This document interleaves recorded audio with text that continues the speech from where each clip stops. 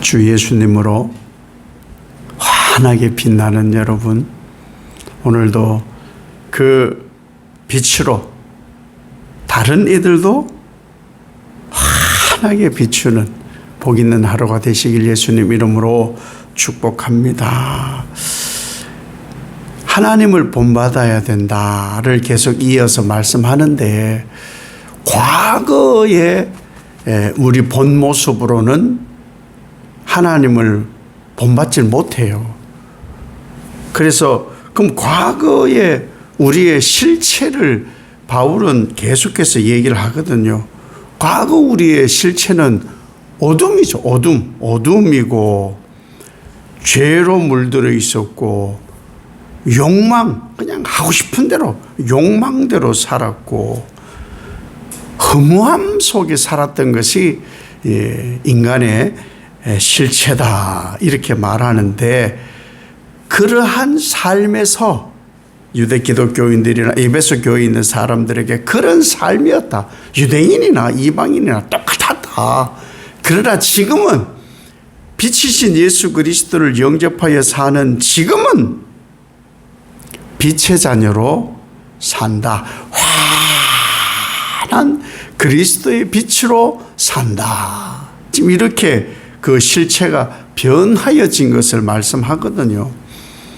그러면 그 빛의 자녀, 하나님의 자녀, 예수 그리스도로 새 생명 얻고 씻김 받은 자녀는 그 살아서 나중에 어떤 열매를 맺느냐. 빛의 자녀는 빛의 열매를 맺겠죠. 네. 아버지가 빛이면 자식도 빛이죠. 그러면 당연히 그 자식의 열매도 빛이어야 된다는 거예요. 그 빛이어야 되는 그 열매를 오늘 짧게 착함과 의로움과 진실함 이렇게 말씀을 하잖아요. 착함과 의로움, 선함, 이것을 좀 풀어서 제가 이렇게 한번 해석을 해봤습니다. 따뜻한 마음. 그러니까 이방인이 유대인을 보는 눈, 유대인이 이방인을 보는 눈은 서로 경멸이었어요. 왜? 서로 인간 취급을 안 했으니까. 그러지 말고 따뜻함, 주 예수 그리스도로 죄인된 악하고 원망과 분노로 살았던 우리 실체에 예수님이 오시면서 그 예수님의 따뜻함과 긍휼과 자비와 사랑과 온유를 느꼈으니까 그 따뜻함, 그리고 배려, 그 배려까지 포함한 모든 선한 것,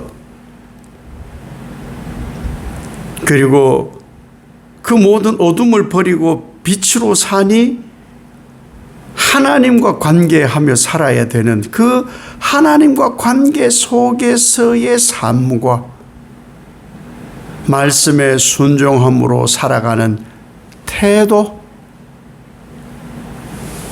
겉과 속이 다르지 않는 정직함과 순수함, 이런 거. 그러니까 예수 안에서 예수님으로 경험할 수 있는 모든 감각, 그 삶의 태도, 그것이 바로 빛의 열매라는 거죠.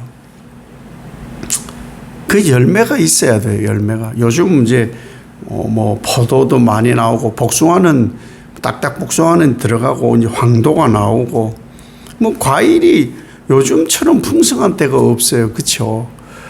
당연히 그 풍성한 과일을, 건강한 과일, 신선한 과일 이런 거를 사지. 누가 그 상처나고 썩은 것을 사겠어요? 예수 믿어도 나는 썩은 것보다 신선한 게 좋아. 그러지. 다른 사람들이 나는 고르지 않는 골고 신선하지 않고 썩은 것을 나는 먹으리라. 그런 사람은 없거든요. 다 신선한 거예요. 왜? 그러한 삶, 우리가 그러한 이 과일을 선택하듯이 우리는 어떻게 살아야 되느냐? 기쁨으로 살아야 되는 거예요. 예수 안에 사는 그 기쁨이 있어야 되는 거예요. 그러한 열매가 있는지 시험해 보라고 말하잖아요. 시험. 근데 이 시험하라는 말은 다른 말이 아니고 분별해보라는 얘기예요. 분별해보라. 주님이라면 기뻐하실까? 내가 따뜻한 배려로 이러한 선한 행위로 하나님과 관계 속에서 말씀에 순종하여 살아가는 태도, 이러한 나의 삶에 드러나는 이 삶을 통해서 분별해보라는 거예요. 주님이 기뻐하실까? 내가 이렇게 하면 주님이 기뻐하실까? 주님의 기쁨의 존재죠. 웨스트민스터에서 제일 먼저 우리의 인간의 본질을 뭐라고 하느냐? 하나님을 영화롭게 하는 것이다. 나의 이 삶에 하나님의 영화로움이 나타나나? 내가 보고 듣고 말하고 생각하고 행하는 것이 하나님의 영화로움인가? 나도 그러하듯 우리 자녀들을 통해서 하나님의 영화로움이 나타나는가? 이것은 늘 분별해 보라는 거죠. 분별해 보라는 거예요. 바울은 한 걸음 더 나아가서 우리에게 요구하고 권면하는 것이 뭐냐 하면은 이러한 밝은 빛의 열매가 나타나지 않는 것이 어둠인데 이 어둠이라는 것을 내게 나타나는 것을 책망하라고까지 말하거든요. 책망. 근데 이 책망을 우리는 어려서부터 사실 그 성경보다 사회적 그 정의를 먼저 알잖아요. 주로 책망에는요, 비난이 있었어요. 비난. 그러니까 비난하고 조롱하고 비아냥하면서 혼냄을 당하는 것이 익숙해 있는 거예요. 그런데 성경의 책망은 그러한 것이 아니에요. 그런 책망이 아니고, 책망은 잘못됨을 나타나게 해주는 거예요. 이런 것이 잘못된 거야 라고 얘기해 주면, 사실 이것도 훈련이 되어 있지 않으면요, 나를 지금 바르게 하려고 하는 거구나, 이런 부분을 교정해 주려고 하는 거구나, 더러운 것을 씻어 주려고 하는 것이구나, 이렇게 사실은 받아들일 정서와 문화가 아니었어요. 그러다 보니까 책망, 비난 이렇게 하면은 이 분노를 해요. 싫어해요. 아니, 그것을 알아야, 실체, 나의 뭔가 더럽고 잘못된 것을 알아야 바꾸잖아요.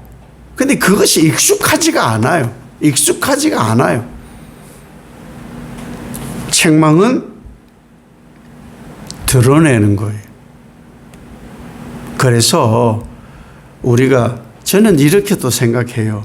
우리가 예배 때마다 개혁교회는 항상 저걸 해요. 예배 때 참회 기도를 해요. 참회 기도는 내 죄를 드러냄이에요. 드러냄. 근데 드러냄을 사실 잘 안 해요. 한 주간의 삶을 회개함으로 하나님께 나아갑시다 그러면 기도 잘 안 해요. 내 잘못을 누가 들을까봐. 일주일 동안 저 사람 꼴보기 싫었고 저런 거 싫었고 말씀대로 살지 않았고 엉망진창으로 살았던 그것을 어떻게 드러내? 숨겨요. 이게 본능이에요. 숨겨요. 그것은요, 죄의 본능이에요. 아담과 하와가 범죄한 특징이 뭐였느냐? 가렸다거든요. 그게 기본이에요, 기본. 그리고 하나님의 낯을 피하는 거예요. 예수님의 오심은 그것을 교정하시려고 드러내시는 거예요. 빛으로 환하게. 근데 빛이 왔는데 어둠이 빛을 싫어하는 거예요. 그래서 빛을 죽이려고 하는 거였거든요. 그게 아니에요. 빛은 드러냄이에요. 드러냄. 예수 그리스도의 빛이 비치면 숨은 것이 드러나요. 가려졌던 것이 드러나요. 죄의 실체가 드러나요. 드러나야 치유와 회복이 있죠. 드러나야 고백해야 용서가 있어요. 근데 그 참회의 기도 시간에 내가 뭔지를 모르는데 뭘 해요?